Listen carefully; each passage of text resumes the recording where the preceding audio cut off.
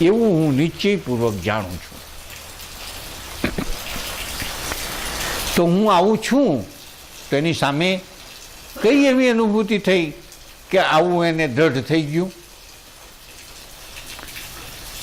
આત્મા શુદ્ધ ચૈતન્ય માત્ર છે, તો પછી હવે શેમાં કલ્પના હું કરું?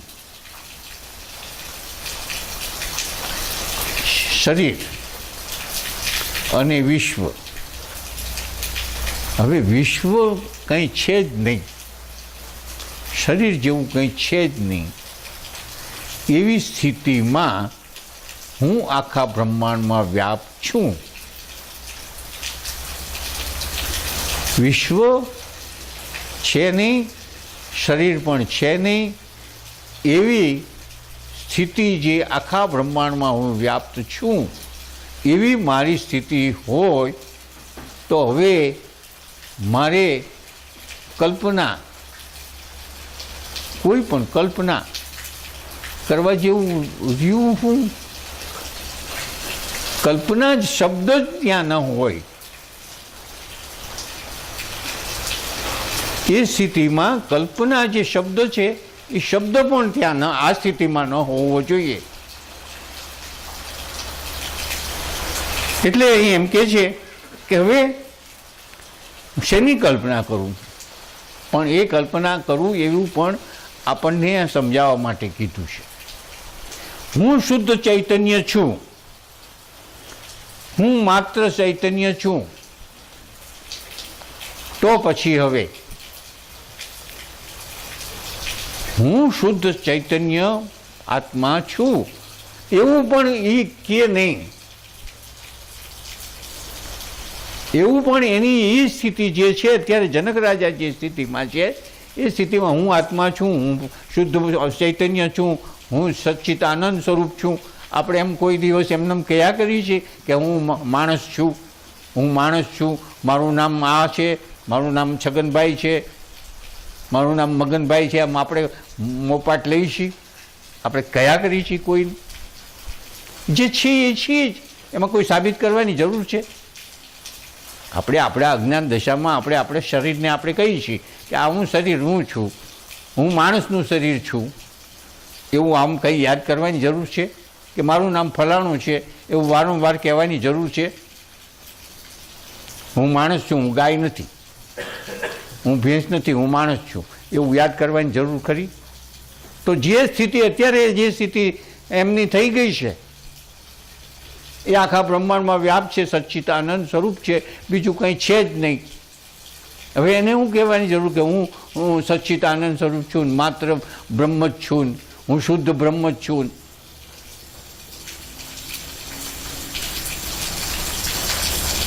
કહેવાની જરૂર જ નથી, કે જ નહીં. એવી સ્થિતિવાળો એ કે જ નહીં.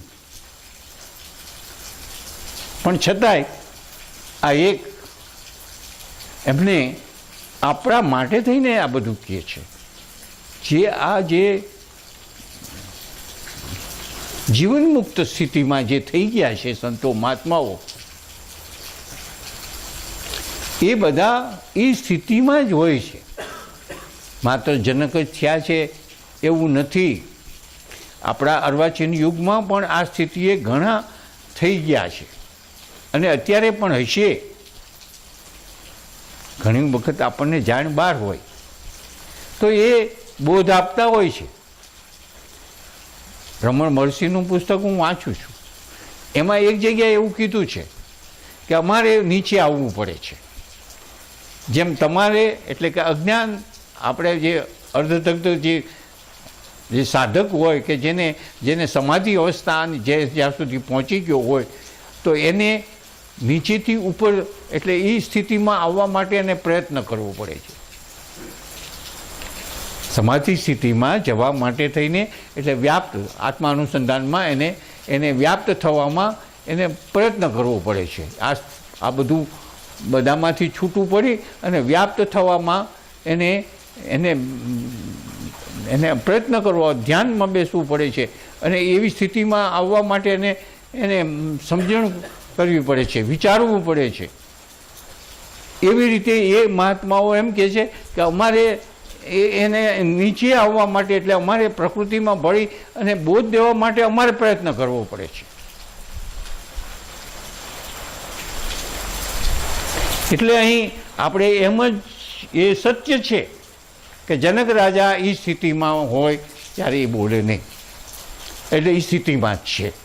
પરંતુ આ રીતે આપણા માટે થઈને, આપણા માટે થઈ અને નીચે આવી અને આપણને આ બોધ આપે છે કે આવું નથી, આવું આ સ્થિતિમાં આવું નથી હોતું એમ કહે. એ સ્થિતિ અનુભવીને પછી આવી અને પછી એ એનો ભૂતકાળનો અનુભવ પ્રકૃતિનો આશરો લઈ અને હવે કહે છે આપણને, પણ એ તો એમાં જ છે.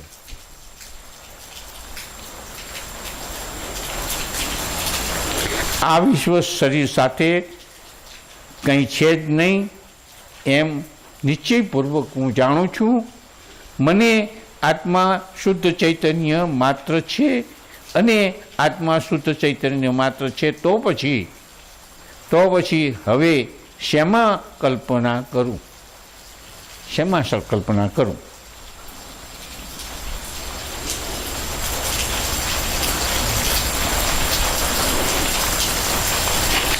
પછી આગળ વધી અને જનક રાજા કહે છે, શરીર, સ્વર્ગ તથા નર્ક, બંધન અને મોક્ષ, ભય અને સર્વે જે ખરેખર કલ્પના માત્ર હતી, કલ્પના માત્ર છે, મારું ચૈતન્ય સ્વરૂપ આત્માનું ક્યુ કર્મ શેષ રહે છે. આ પણ શ્લોક બહુ સરસ છે. શરીર, સ્વર્ગ તથા નર્ક, બંધન, મોક્ષ, ભય, આ બધું સર્વે એટલે આ શરીર, પછી સ્વર્ગ, નર્ક, બંધન, મોક્ષ અને ભય, એવું બધું જે કંઈક છે તે, આ બધું કંઈ છે જ નહીં, ખરેખર કંઈ છે જ નહીં. આ બધું માત્ર કલ્પના જ છે એમ કહે છે.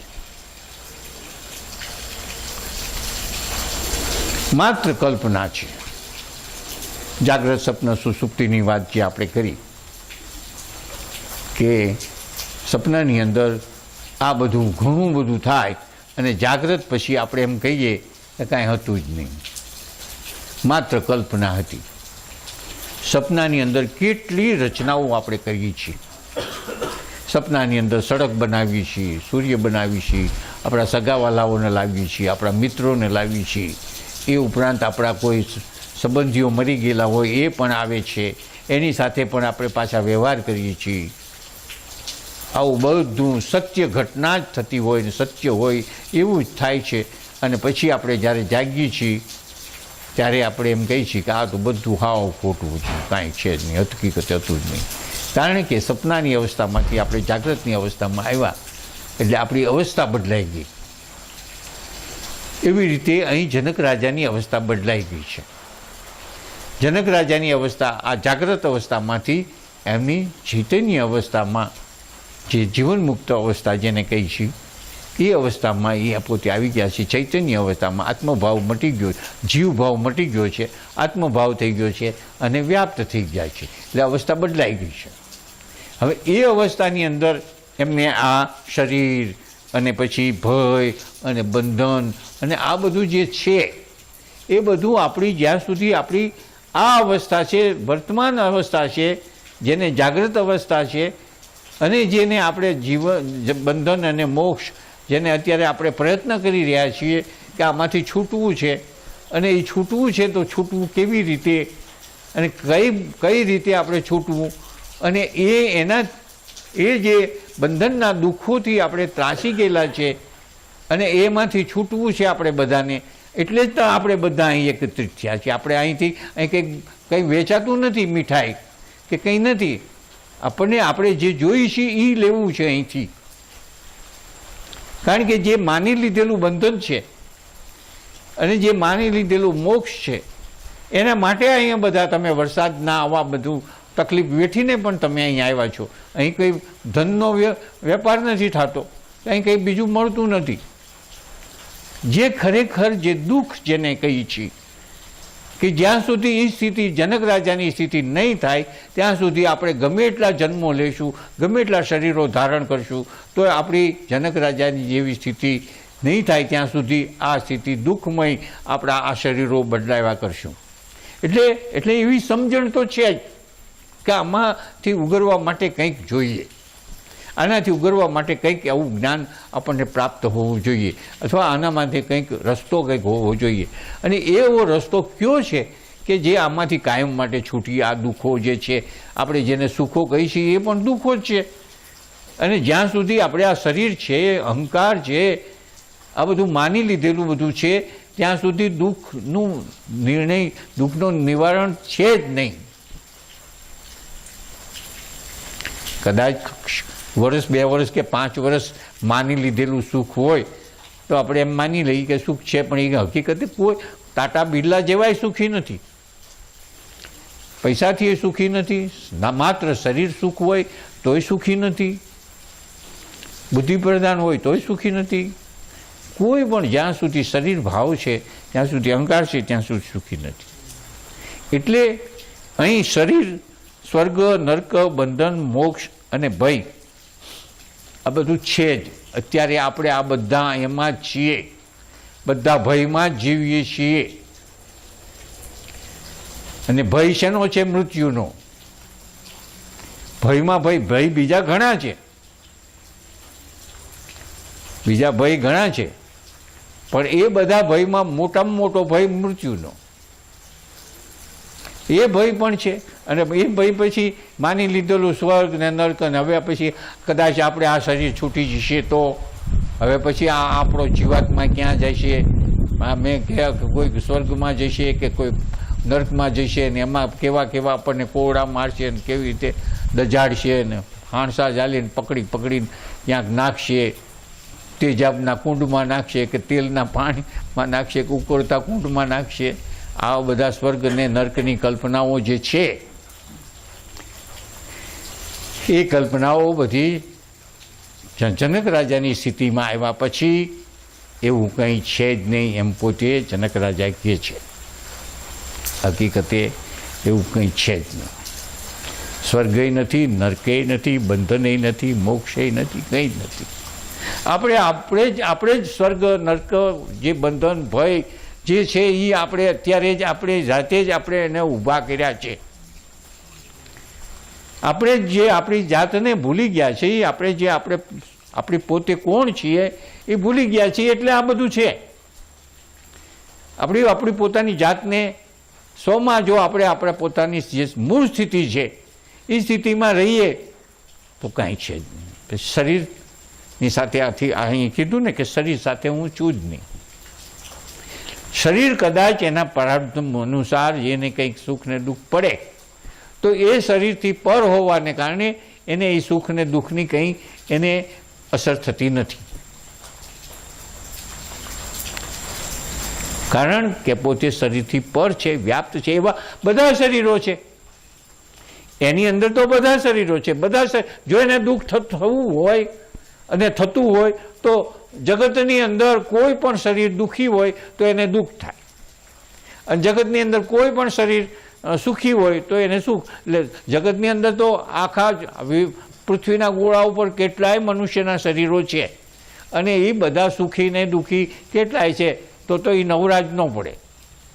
એટલે એક શરીર એ છે નહીં, પણ અનેક શરીરો, જગતના તમામ શરીરો, પશુ પક્ષીઓ સહિતના તમામ શરીરોમાં એનામાં આ બધા શરીરો છે. અને એ બધા શરીરોમાં હોવા છતાં એનામાં આ બધા શરીરો છે, પણ છતાંય એ બધામાં પોતે જે કંઈક શરીરોથી જે કોઈ દુઃખી છે, અહંકારથી જે કંઈક દુઃખી છે, અહંકારના કારણે કંઈક સુખી છે, તો અહંકારના પોતાના વડે અહંકાર પ્રકાશિત હોવા છતાં એમાં એના સુખ ને દુઃખના અનુભવો અહંકાર કરે છે, પોતે નથી કરતો. પોતે એમને રહે છે. સ્ફટિકનો દાખલો છે. સ્ફટિકનો મોટો ગોળો હોય તો એને જેવા કલર ઉપર આપણે મૂકીએ તો એ કલર આપણને એ કલરનો સ્ફટિક લાગે, પણ સ્ફટિકે એ કલરને ગ્રહણ કર્યો જ નથી હોતો. એવી રીતે આત્મતત્વ વડે એ પ્રકાશિત અહંકાર હોવા છતાં અહંકાર સુખી દુઃખી છે, પણ એ પોતે એના પ્રકાશ વડે પ્રકાશિત હોવા છતાં એ પોતે સુખી દુઃખી નથી. હવે એ વ્યાપ્ત થઈ જાય પછી એવા કેટલાય અહંકારો છે મારામાં. તો હું વ્યાપ્ત થઈ જાઉં, હું ચેતન ભાવે થઈ જાઉં, હું આખા વ્યાપ્ત થઈ જાઉં, પછી મારામાં તો આવા કેટલાય શરીરો છે, કેટલાય અહંકારો છે, અને એ બધાય અહંકારો સુખી ને દુઃખી છે. બધા અહંકારોમાં મારો પ્રકાશ હોવા છતાં હું કોઈનો દુઃખ ને સુખની સાથે મારે સંબંધ નથી. ખરેખર કલ્પના માત્ર જ છે. હું એ જગ્યાએ એમ હોઉં તો હું એમ જ કહું કે આ માત્ર કલ્પના છે. આ અહંકાર એક કલ્પના છે, શરીર એક કલ્પના છે, વિશ્વ એક કલ્પના છે, સૂર્ય એક કલ્પના છે. મારામાં તો આવા કેટલી વખત સૂર્યો થઈ ગયા અને કેટલાય વખત લય થઈ ગયા. મારામાં આવી કેટલી વખત પૃથ્વીઓ થઈ ગઈ અને કેટલી વખત લય થઈ ગઈ, તો હું તો એનો જ છું.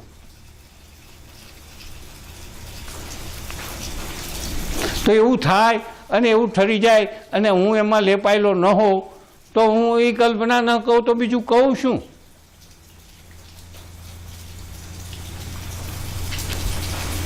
ખરેખર કલ્પના જ માત્ર છે. ચૈતન્ય સ્વરૂપ આત્માનું ક્યું કર્મ કંઈ શેષ રહે છે?